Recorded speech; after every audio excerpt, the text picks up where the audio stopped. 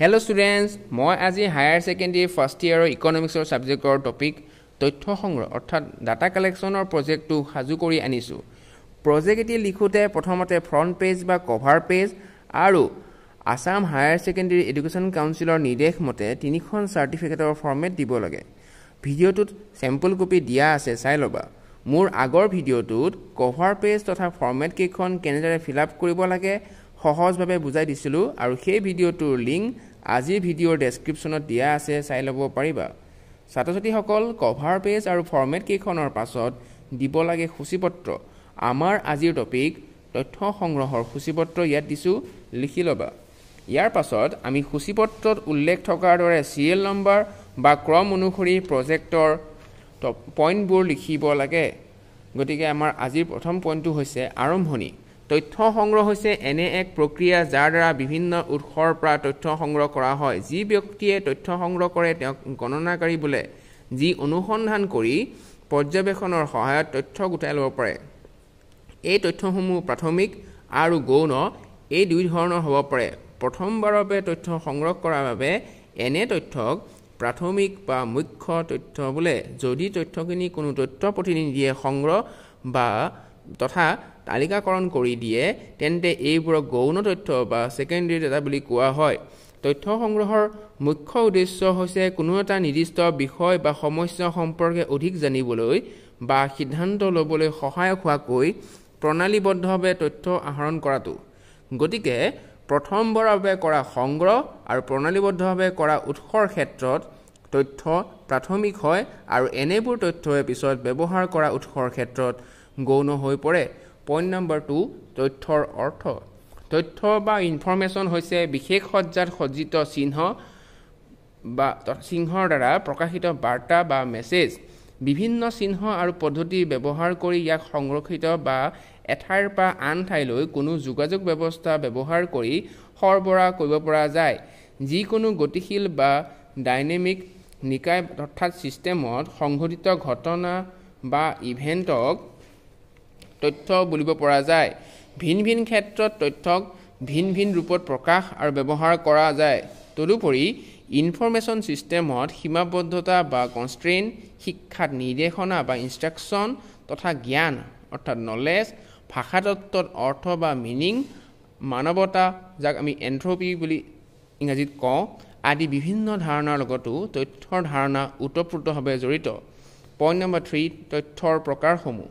তথ্য সংগ্ৰহৰ প্ৰক্ৰিয়া মূলতঃ দুই প্ৰকাৰৰ। ক প্ৰাথমিক তথ্য, খ গৌণ তথ্য।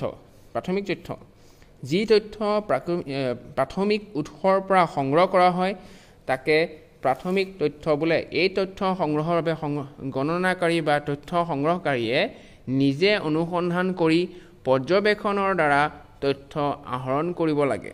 খ গৌণ তথ্য। গৌণ তথ্য হৈছে সেইবোৰ তথ্য যিবোৰ ইতিমধ্যে প্ৰকাশিত হৈছে আৰু এনে তথ্য কোনো তথ্য প্ৰতিনিধিয়ে সংগ্ৰহ তথা তালিকাকৰণ কৰি দিয়ে। প্ৰকাশিত তথ্যসমূহ হৈছে মূলতঃ গৌণ তথ্য। এইবোৰ প্ৰকাশিত উৎস যেনে আলোচনী, সংবাদপত্ৰ, ৱেবছাইটৰ উৎসৰ পৰা পাব পাৰি। পইণ্ট নম্বৰ 4 তথ্য সংগ্ৰহৰ পদ্ধতি যাক আমি উপায় বুলিও ক'ব পাৰোঁ। তথ্য সংগ্ৰহৰ বিভিন্ন পদ্ধতি আছে, তাৰ ভিতৰত কেইটামান তলত উল্লেখ কৰা হ'ল। ক ব্যক্তিগত সাক্ষাৎকাৰ। ই হৈছে তথ্য সংগ্ৰহৰ ক্ষেত্ৰত প্ৰধান সঁজুলি তথা সমাদিত পদ্ধতি।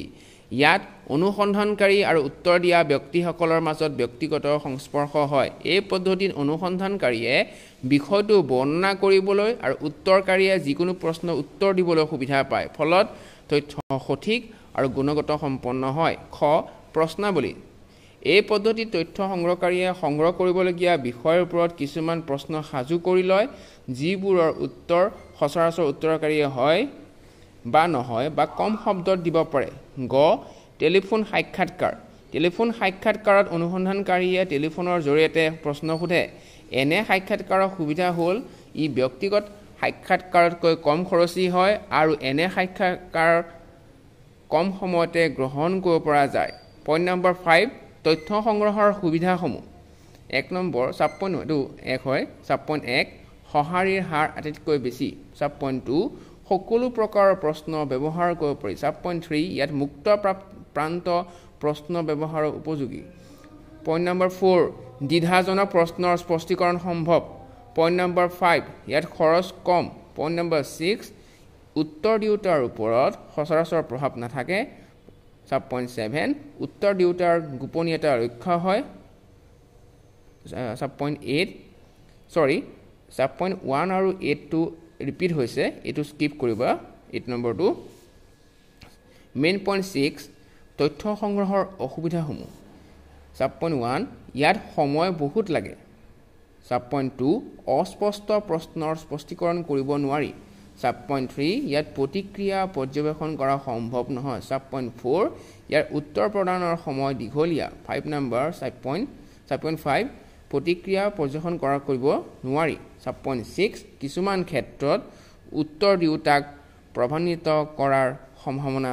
থাকে এতিয়া আমি আহিছো মেইন পইণ্ট সামৰণিলৈ সংখ্যাৰ মাধ্যমত প্ৰকাশিত অৰ্থনৈতিক পৰিঘটনাকে তথ্য বুলি কোৱা হয় তথ্য সংগ্ৰহৰ উদ্দেশ্য হ'ল কোনো সমস্যা তথা তাৰ কাৰণসমূহ উপলব্ধি বৰ্ণনা আৰু বিশ্লেষণ কৰা সমীক্ষাৰ জৰিয়তে প্ৰাথমিক তথ্য পোৱা যায় সমীক্ষাত বিভিন্ন স্তৰ থাকে যিবোৰ সতৰ্কতাৰে পৰিকল্পনা কৰি লোৱাৰ প্ৰয়োজন আছে পাৰিসাংখ্যিক তথ্য সংগ্ৰহ সংকলন তালিকাকৰণ আৰু প্ৰকাশ কৰাৰ বাবে বিভিন্ন সংস্থা আছে এইবোৰক গৌণ তথ্য হিচাপে ব্যৱহাৰ কৰা যায় তথ্যৰ উৎস নিৰ্বাচন আৰু তথ্য সংগ্ৰহৰ পদ্ধতি অধ্যয়নৰ উদ্দেশ্যৰ ওপৰত নিৰ্ভৰ কৰে গতিকে তথ্য সংগ্ৰহৰ ক্ষেত্ৰত সংগ্ৰহকাৰীয়ে প্ৰয়োজনীয় সাৱধানতা তথা পদ্ধতি মানি চলিলে তথ্য সংগ্ৰহৰ কাৰ্য সফল হ'ব বুলি আশা কৰিব পাৰি Thank you for more videos like this please subscribe my channel Thank you